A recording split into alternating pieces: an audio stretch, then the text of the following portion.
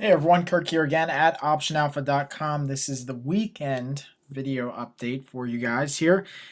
So the first thing I want to do is talk to you real quickly and just let you know that if you're not on the email list or if you don't check the blog regularly, please get on the list right away because this week I'm going to be throwing out a post about the new Facebook IPO and what I think about where they're pricing the stock, if it's a good deal, if it's not a good deal, the whole makeup of the landscape. It's going to be awesome.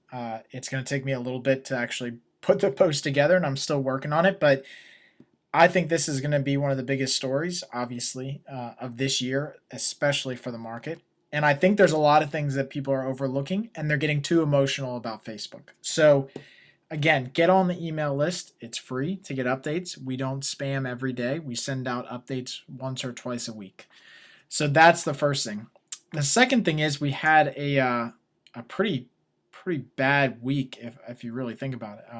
One hell of a turnaround this week than we had over the last couple weeks of April. And what I have up here on my Thinkorswim chart is an intraday of the S&P for about the last month and a week or so, really since the beginning of April.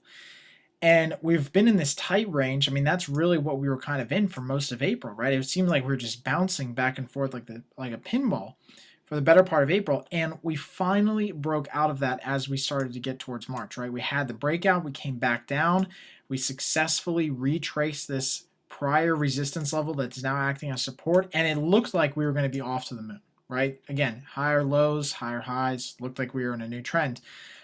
But what actually happened is that we turned around and check this out. We gave back everything we gained the prior day in one day.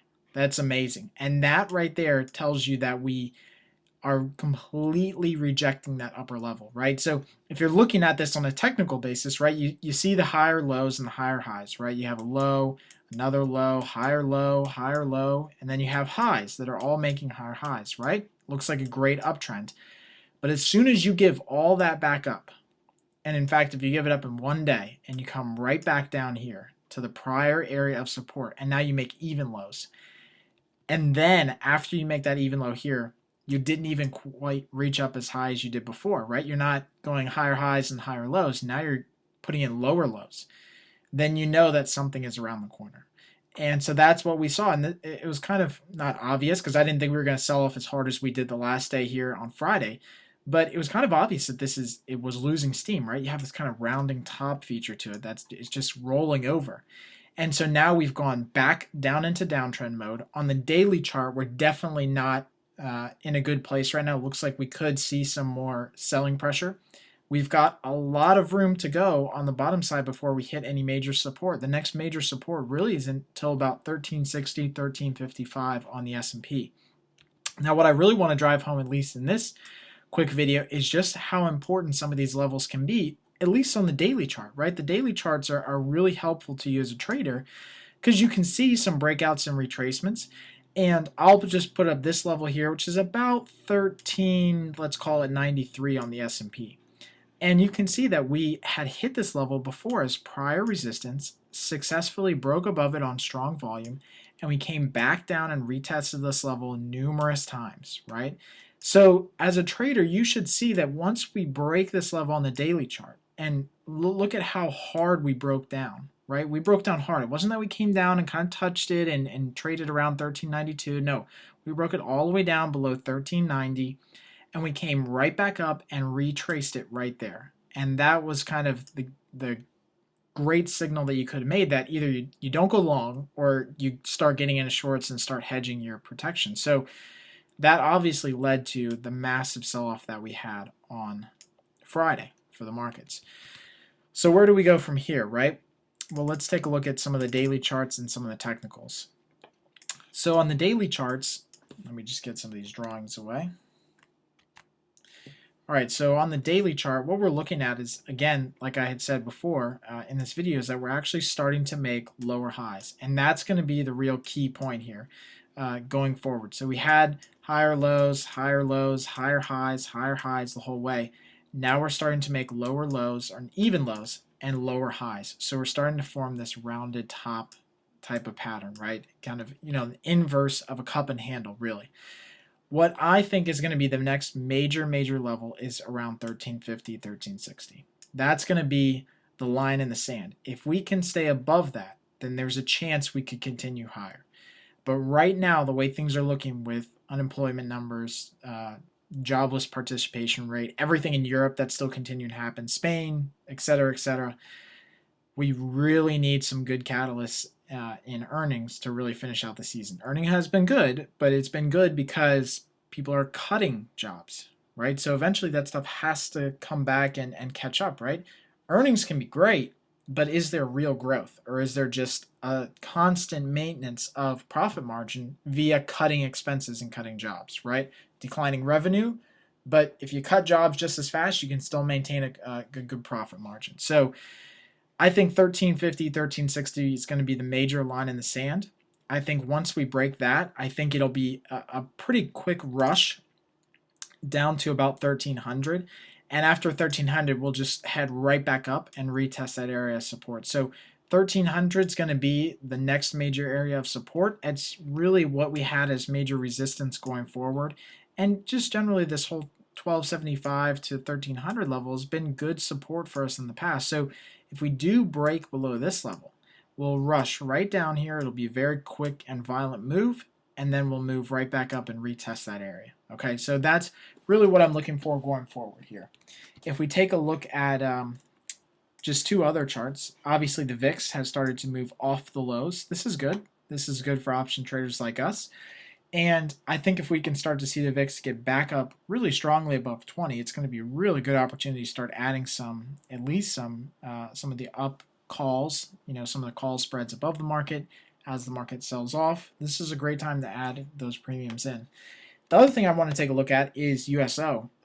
This is a chart for oil, and you can see that oil has really had a bad couple of days and kind of bucks the major trend that we've seen in oil over the last 4 or 5 months. We've seen a pretty steady rise in oil prices, right?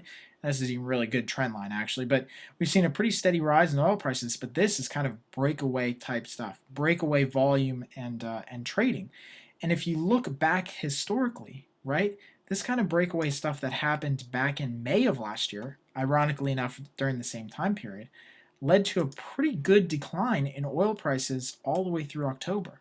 I mean, look at this. We had just that one really bad couple of days right here, these couple of days right here, where oil prices had a huge drop. And although it hasn't been as bad for oil just yet, those 3 days could really start a good long trend lower, right, into the low mid 30s for USO and for oil generally. So the breakdown below 100 for oil is definitely something that we need to watch. This is obviously going to be good for the economy, right? Bad for traders, bad for equity markets. But it's something that kind of stands out on the charts. And I really haven't even talked about oil lately because you can see, I mean, more or less the last couple of months, I really haven't done any videos on oil because it's been trading in such a tight range. I mean, it hasn't really been as active as it usually is. But I think that's all starting to change as we start to break lower. So that's going to be something to watch for, obviously, in the oil markets.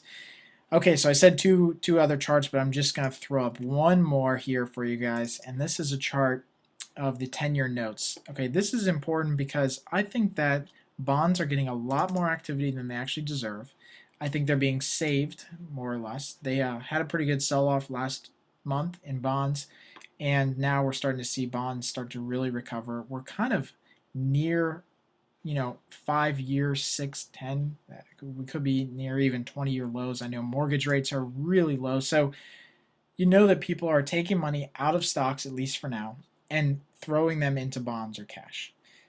So that's what you have to be concerned about, is that if we don't see equities start to recover, watch the bond market and see what that does first, right? If you see the bond market continue to improve, that means that they're rushing for this safe haven trade. 10-year note, 30-year notes, it's a really safe trade for bond traders. So they're rushing their money into this security, taking it out of equities, which are a little bit more risky right now. So I think the bond market could give us some little insights and glimmers into what may be happening in the equity markets, but as bonds continue to improve, that's obviously not good for equities, at least right now, right? When we saw equities start to really take off is when bond prices dropped, when bond traders move their money out of bonds into more risky assets like equities, which are stocks and options and the like, that's really good for the equity markets. But right now, the strength in the bond market really kind of tells the whole picture about why it's been so weak in the equity markets. So again, hopefully you guys will come back and check out this post on the Facebook IPO. Starting to gather a lot of data for it. I have a very, what I thought in the beginning was going to be a good opinion, and I've kind of actually switched my opinion around since I started gathering data and found out about pricing and how it's all shaken out. So it's going to be really interesting. God knows that the day that it IPOs is going to be one of the craziest trading days of the year. So hopefully you guys all take part in that and check it out. So as always, hope you guys enjoy this video. Please add your comments to the video or to the post as always, and we'll talk to you later.